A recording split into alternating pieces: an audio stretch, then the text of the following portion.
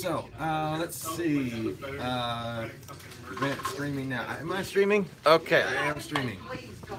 I am streaming, so that is amazing. All right, so let's see if I can find it real quick, because I am still learning on live streaming. So, anyway, I'm gonna wait for a second because I gotta find my stream real quick. I gotta go and find my stream. So, anyway, first off, I want to thank y'all for watching my videos. I'm really happy about them. I've been averaging around 40 to 45 on average per video, so that's amazing. It's awesome. I thank y'all for commenting as well. It's the first time I've actually had someone comment in a long time. So, I gotta go back real quick. I am awesome. Hello. Okay. Anyway. Alright, so I have no idea if someone's watching, but if you're watching, just bear with me real quick, okay? So, this video I want to talk about if you're watching this video, I'm going to start talking about the book first. Because after the talk about the book, I will be talking about the How to Train Your Dragon movie, and I will break it down piece by piece by piece by piece, because I know exactly what's going to happen. I don't know. I can't say exactly what's going to happen. I don't know what's going to happen, but I can piece it together based on what the trailer displayed and the actual soundtrack. Okay, now they have released the actual soundtrack, the actual names of the soundtrack. They have not released the actual soundtrack music. However, in the trailer, the second piece of music that they released in the trailer, I hope DreamWorks, if you do not release that, I would love to have, you know, a separate copy of that music, because that is an amazing track right there. I don't know who's singing it, but they did an amazing job on that. Okay, so alright, so now I have found myself live right now. Anyway, so I gotta mute myself. So, let's see if I can. Participants, it's just me. Awesome. Live chat. Alright, so now we're set. So, anyway, so I can talk about the book. So I've been working on characters as of right now. I have only the Alpha Clan started, and I have maybe 3 or 4 pages worth, 2 pages actually. I thought I had more, but I have 1, 2, 3, 4, 5, 6, 7, 8, 9, 10, 11 characters so far that I've actually gotten around and structured to fit to the clan. So that's going well. I want to talk about the clans themselves. I have 6 clans. There is the On High, which is the ancestral clan. It is what's called it's like where the dragons go after their lives are done. It's after they die. That's where they go. So that's where their spirits, their essence, they're not their body. Their body goes back to the earth or the ground, the dirt, whatever you want to call it, because it's not earth. It's a part of earth, but it's not earth. So, talking about the clan structure real quick. That's the timeline. That's not what I'm looking for. I can't show off the timeline. Sorry. Especially the old one. The old one's kind of different. All right. So, first off, the basis of the clans. All right. So, in the beginning, I'm going to tell you all a little bit about before the prologue, okay? The very beginning of the entire story, before the book actually begins. This is way before, like the beginning of time for this entire story. In the beginning, there was the earth, right? There was people, there was animals, all sorts of different things, okay? Now, when Mother Nature was created, she soon realized that not only does her laws need to be enforced, not only do her laws they're not just there just to be, well, I can see Destiny behind me. It's awesome. Awesome. Anyway, so, do what? You ain't talking to me? Why not? Uh-huh. So, Mother Nature, we have Mother Nature's laws. She needed an enforcers for her laws. Not really enforcers. I'm trying to think of the word, but I don't know the actual word anymore. It's. Let me just go back through it. Let me go through the actual structure, then you'll understand exactly what I'm trying to say. So Mother Nature found the first dragon, the first female dragon. She called her Mother Alpha, after she had charged her to take care of her laws, to make sure that her laws were being followed. And those are the basic laws of nature, of course. But she was also there to make sure that the laws didn't become something that was overbearing. It wasn't, the consequences of those laws weren't that great, but they weren't, so feeble-minded, oh, get over it, it's just this law. But underneath the Mother Alpha, we have 3 sons. Now, I can only tell you 2 of them, because one is the actual son of dragon, and I cannot release his name. So, because it has a great deal to do with the story. So, the first brother, the firstborn, would be Illuminati. Illuminati. ILLUMIN AI. He is the dragon of light. It's hard to say right now because I have 3 ways I can structure him. I can structure him as the sole constructor of a separate realm.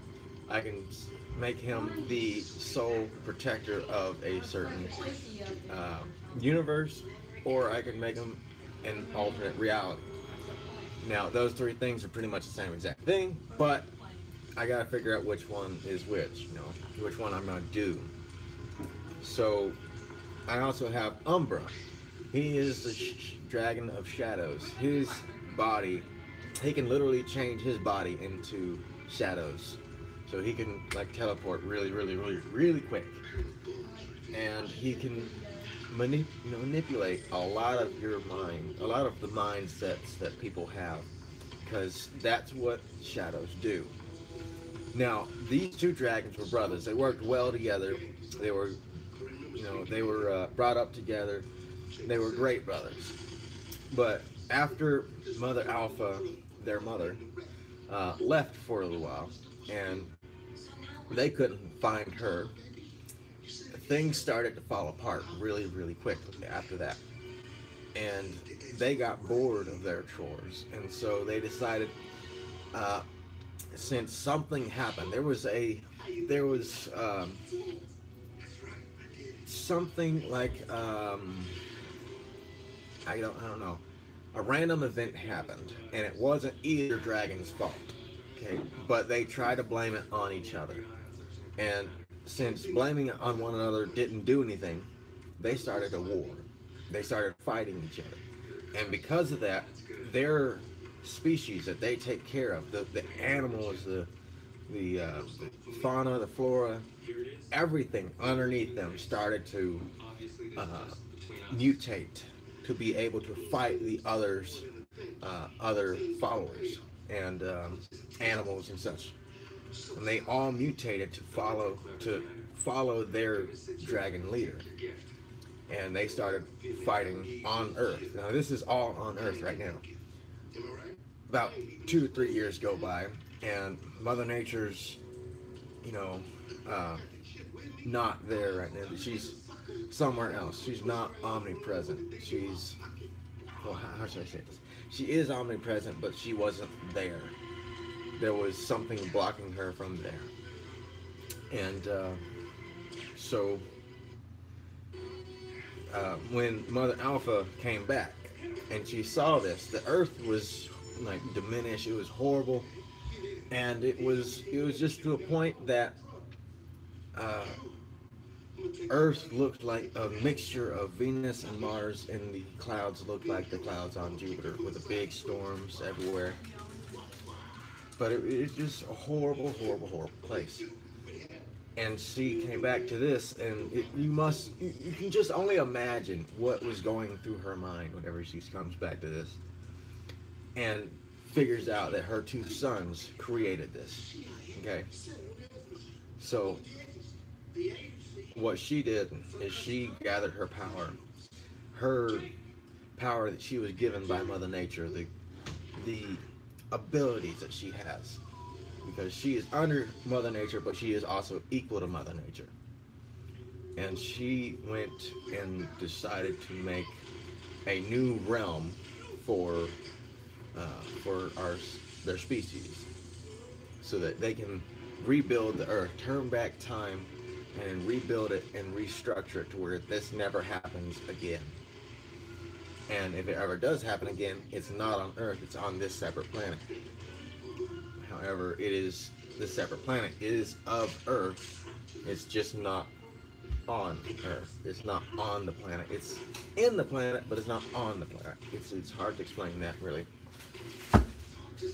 But anyway, so after Mother Nature, we have Mother Alpha, and then under Mother Alpha we have Umbra and the Lumi, and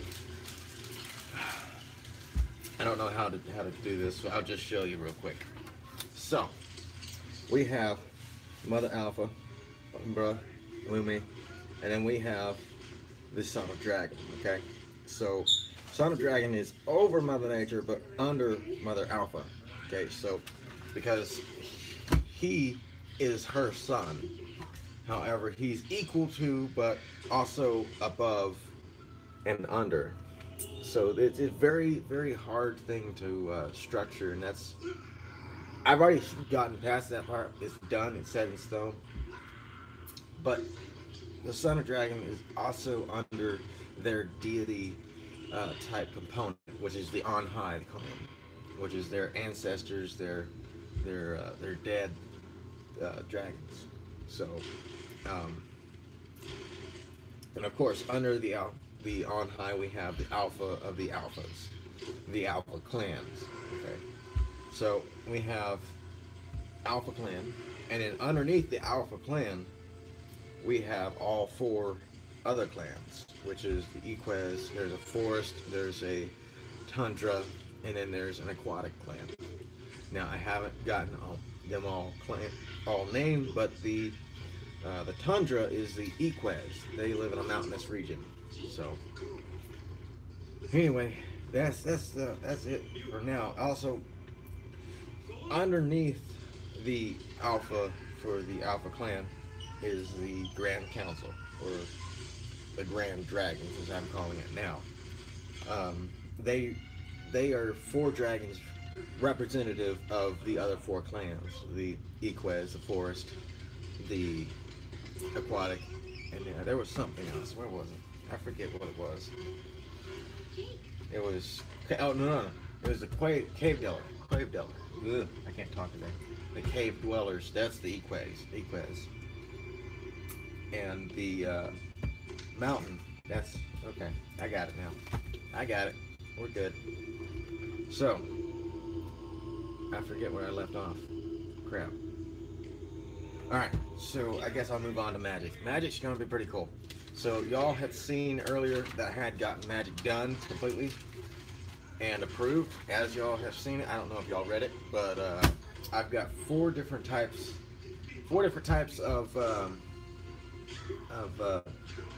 of users of magic. There is magic tiers. Okay, so the first one is raw, breather, bender, and incantator. I don't know how to say it exactly correctly, and I've never looked it up. Incantator. That's what I'm going to say it is. Because it's not incanter, because it's incantator. Because it's T-O-R after incantator. That's what it says. But anyway, raw is really, really rare.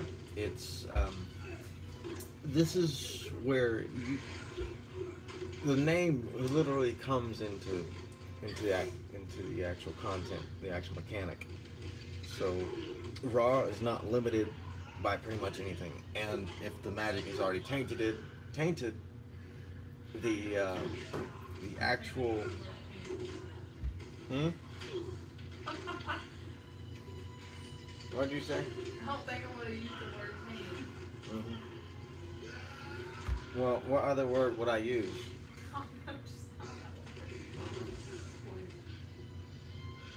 Yeah, there you go. What? Poison. Poison? I can't say poison because that wouldn't be correct. It's magic that's altered in some form of way. Okay, altered. But it's not. It's not that it's altered. It's just that it carries something that's not. It's not the pure essence of it. There's something attached to it. It's like a parasitic type thing that's attached to the actual essence. But anyway, back to it before I was rudely interrupted. Well, not really rudely interrupted. All right, Jacob. Yeah. Got you. So, where was I? I was talking about the raw. That's right. Anyway, so it's untainted, and it can use the actual tainted magic without having the drawbacks or negative effects. Very rare. There's only 3 dragons that actually. Yeah, 3 dragons that actually use it, and that's 3 suns. Now there's the breather, which is basically a normal dragon. You've all known dragons to breathe some sort of element, whether it be fire, water, air, or ice. I mean, you've seen these dragons, okay? They're really, really easy to, they easily spawn. That's what a basic dragon usually is. And the only thing about a breather is that they're limited by their output type. They can only. Hi. You filming yourself? I'm live right now. Oh, yeah. Yeah. Cool. Anyway, so the breather, they're limited by a single type of breath. They can only breathe one type of element. However, they can mix their element with another dragon's spell or magic, and that will create a different one. But they cannot do it by themselves. They cannot change by themselves. Unless they have gone through a magical version of surgery. So, I don't know exactly how I'm going to put that, but, well. Anyway, so, they also cannot tap. No, they can tap. Okay, with training, they can tap into external sources. So that means that they can, like, say they had burnt out. Alright, they can go into a fire pit and they can regenerate their flame faster. Or they can, if they're dehydrated. Do what now? Oh, good Lord.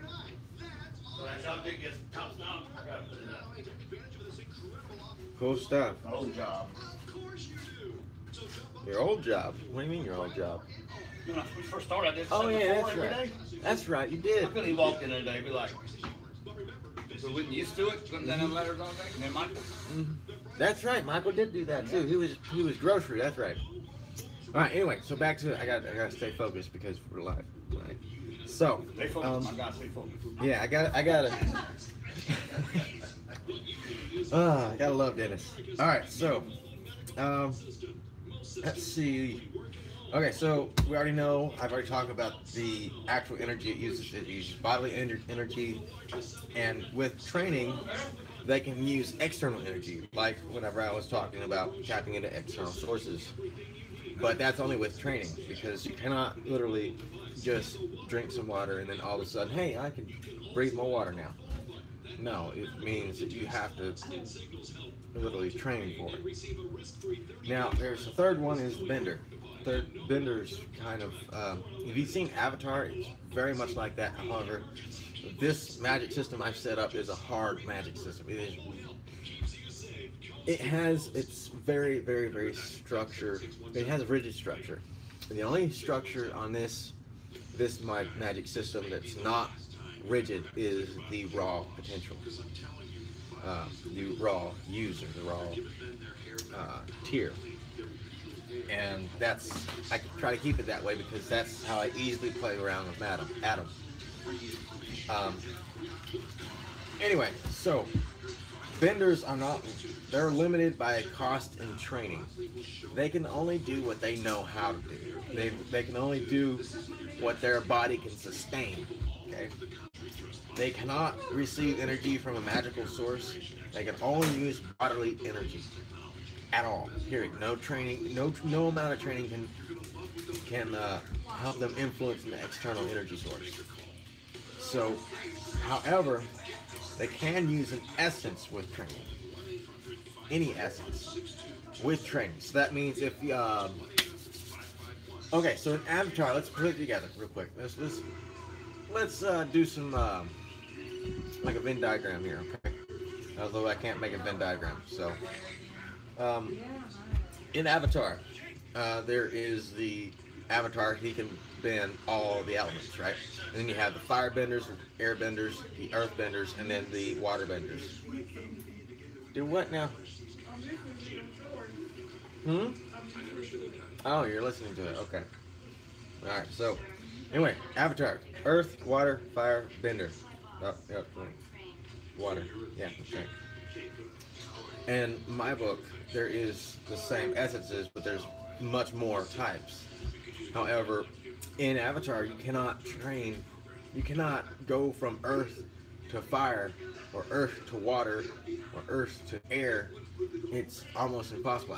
Although I do think, if I remember correctly, there was one person that trained to become from an earthbender to a waterbender. I don't know if that's correct or not, but bear with me. It's been a little while since I watched her. Okay, so in my book, if you are born a firebender or an icebender, you can trade with training. You can trade your bending ability.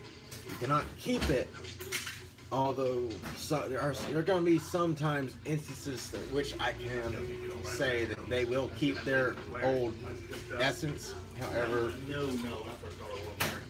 there are some that will not be able to because their body cannot sustain it. Okay, so that's the bender.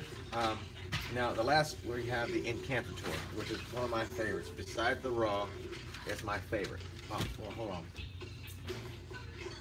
No, I'll do that later. So the incantator is the commonly mistaken for a raw user. It is not limited by source, but it is limited by output. No. It is not limited by output, but it has to be trained. You have to train to control it. It's kind of like, if you've seen Sorcerer's Apprentice, it's very much like that. It's basically, you're a sorcerer, you're a wizard, you're magic, but you're a dragon. Okay, so magic is tainted before it reaches the user, and it is somewhat limited by the source. Okay, and they cannot use it. Incantators cannot use any sentient magic, meaning anything that has existed since before the dawn of time. They cannot use that source. Some dimensional sources they can use, but it's still, this incantator tier is still rare. Most dragons only have the ability to breathe or bend, or both. Which most of the alpha clan, the bare minimum is breathe and bend. That's the bare minimum you have to be able to get into the clan, unless you were born into it. If you were born into it, then if you have just one or the other, you still are an alpha dragon. It's just that you have a whole lot harder time getting in. Anyway, so that's my little update for the book as of right now, so I'm going to put these aside. Now, if you're going to watch the next movie, the How to Train Your Dragon 3 Hidden World movie, and you do not want any spoilers, click off of this video now, okay? Because within the next 3 minutes, I will be spoiling the entire movie, okay? Also, if you leave comments, I may not be able to see it as of right now because I'll be clicking back and forth on my computer to be able to see, to show you the actual soundtrack, because I don't have it written down yet, so didn't plan this out very effectively. So, anyway, the first thing I want to say is congratulations, DreamWorks. You have finally made the end of this huge endeavor. I mean, y'all have really outdone this one. When y'all say it's an epic conclusion, epic's not good enough. It really isn't. So, I'm gonna start on the breakdown. I guess I will go back and forth between the trailer and the actual. I got an ad. Why do I have an ad? Okay, there we go. I'll go back between the trailer and the actual soundtrack names, the music soundtrack names. So we obviously know the first part of the movie is going to be a shot of Burke and Hiccup's going to be talking in the background. Okay, so in the beginning, the first music soundtrack is There Were Dragons, and that's pretty much the opening sign for the first book, and it's gonna be the opening for the movie. Okay, so I'm thinking this part right here is gonna be taken. This scene is gonna be taken in the future, and it's maybe gonna be flashbacks here and there, or maybe Hiccup sitting around, being a chief and sitting around a group of younglings and talking about his past, doing a little storytell, if you will. And he's gonna be sharing about what his childhood was and where the dragons, what happened with the dragons, or the stories were with the dragons. Now, the second thing is the chief's burdens. Okay, so I don't know exactly what's going to happen here, but it's probably going to have to do with the title of chief. The way Hiccup's going to be handling the chief title, it's going to be showing off how he's been handling business on Burke. Now, the third one is my favorite. The third soundtrack name is Rough Nuts Dilemma. Okay, so if you've watched any of Race to the Edge, you've watched the second movie, and you already know Rough Nut, Fish Legs, Snotlout, and Eric all have something. Well, Eric probably not, but it's either Snotlout or Fish Legs that she's got to have to choose between. Okay, so she has a thing for Snotlout and Fish Legs, and they both have a thing for her. Now, in this movie, she's gonna probably have to choose between the two of them, which is gonna be, I don't know who she's gonna choose, but if she chooses Snotlout, it's gonna be even more tear-shedding, because in the later, spoiler, Snotlout dies. Okay, he sacrifices himself to Hiccup, to save him, because he's the chief. Alright, so the fourth one is the Summit. The fourth soundtrack is the Summit, okay? So, the Summit is probably going to be a big gathering of the chiefs, like we saw in the second movie. The flashback between Drago, Bloodfist, and, what's his name? Stoic the Vast, and all the chiefs that were with him. This is probably going to be a summit between all the chiefs in the nearby lands. I am hoping that Dagger the Deranged is in this movie somewhere, because many people have been asking for Dagger the Deranged to be in a movie, in something very, very critical, something big, because they want him. He's an amazing character. A deranged person is amazing. Okay, so in this fifth one is No More Treaties. So I'm guessing Burke and possibly anyone else that has a dragon homeland, well, a dragon Viking place that coexists in the same place, is probably not going to be welcomed at the other places, and the other places are probably going to start to try to go to war with these dragon Vikings villages because they're afraid of the power that they hold because of the dragons. Probably. That's my assumption, but oh well. Alright, so lightning and death. I don't know exactly how that's going to be going, but I'm guessing that's going to be where Toothless makes his entrance. Makes his big entrance. Alright, so because it's either going to be them finding the Light Fury, or it's going to be Toothless being an alpha in his position. So I gotta hurry up real quick. I gotta hurry because I gotta eat still. Now the seventh soundtrack is For the Dancing and the Dreaming. Reprise. Yeah. So, spoiler, if you don't want to see something about Hiccup and Astrid, if you don't want to see it, click through the next 10 minutes, but next 10 seconds, starting 3, 2, 1, and click. Okay? So, Hiccup and Astrid get married. That's what I'm thinking. I honestly think that because that's the same song his mother and father, Stoic, Valka and Stoic, that's the same song they had. Alright, so anyway, so if y'all skipped that, I'm sorry if you heard the last little bit of it. But so, and then number 8 is the Armada Approaches. Now, this is probably gonna be where Grimmel introduces himself, okay? Now, the 10th one is Fire and Blood, and then, the 9th one is Brooklyn the Siege, and the 10th one is Fire and Blood. So, I think that this is where we see a lot of death.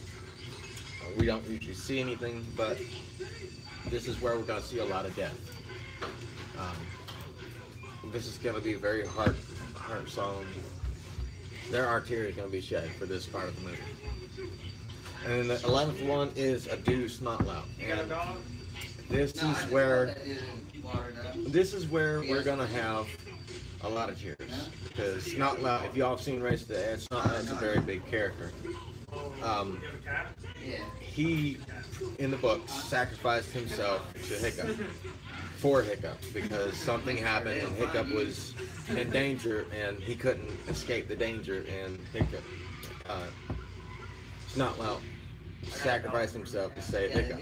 So, number 12 is Wrath of the Alphas. I don't know exactly what's going on there. It could be that the alphas of the dragons, the separate types of dragons, are going to rebel against Toothless or something. It may be Hiccup and Grimmel battle on themselves and by themselves. I don't know. The 13 is Between Two Worlds, a Familiar Face. I honestly don't know about this one. I really don't. Between Two Worlds, a Familiar Face. Actually, you know what? I just had an idea. What if it's about, it's in the first two movies. Hiccup has always had a problem with,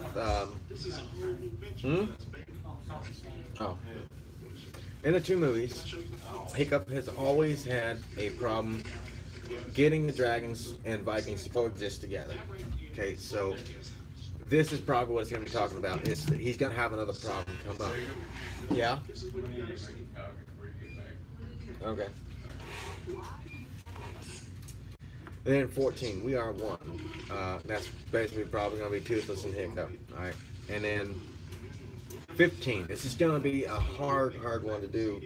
I don't know how I'm going to make it through the movie, especially this part. The Final Flight. That's obviously Hiccup and Toothless. Alright. The Final Flight. And then 16 is My Best Friend. And that's probably going to be Hiccup, telling Toothless, we got to split up. We have to, for the better of everyone. And then 17 is going to be To the Fallen, which is going to be like a memorial type service. We're probably going to see a lot of ships in the water with flaming arrows. We're going to see a lot of Viking funeral. And then 18, Hiccup looks back when I was a boy. That's what it says. So that's probably going to be Back to the Future scene. And then 19 is my favorite one of all. Dragons again. Now, if you've seen the trailer, or if you haven't seen the trailer, go and watch it. Now, in the trailer, there is a shot with Hiccup has a beard, mustache, and he's got the full garbs of a chief, and it looks like he's like following his father's footsteps with his clothing, apparel, and Toothless is behind him. That's the only time he has a mustache and a beard. The only time he actually has that apparel on. Now, I think that the movie is gonna end up in the future, long time, and Hiccup's gonna go bring the dragons back because it's time to bring them back, and it's gonna be finally the world is at peace with the dragons and the Vikings coexisting. So that's my piece. All right, so I gotta go back to work really quickly because I'm a little bit over. Now, thank you all for watching this. I hope I did not spoil the entire movie for you. However, if you watched my latest video, go and watch DreamWorks, the trailer. So help support them, because the more support they get, the easier it is for them to make these movies. Okay, so, and if we have a lot more content, going that way, maybe they might bring it back. You never know. But honestly, DreamWorks, I don't want y'all to milk this off. I just, the fact of the matter is, I really don't want you to make another one, but I do. The reason is because if you make another one, you're gonna end up keep on going. Well, it's hard to say. If you keep on making more, you're gonna get the same exact content over and over and over. No one wants that. So, anyway, guys, thank you for watching. This is my little breakdown of part 2, and a little bit of the update for the book. Okay. So, anyway, so y'all have a good one. I gotta go back to work. So what they say, bank's not gonna give you another loan.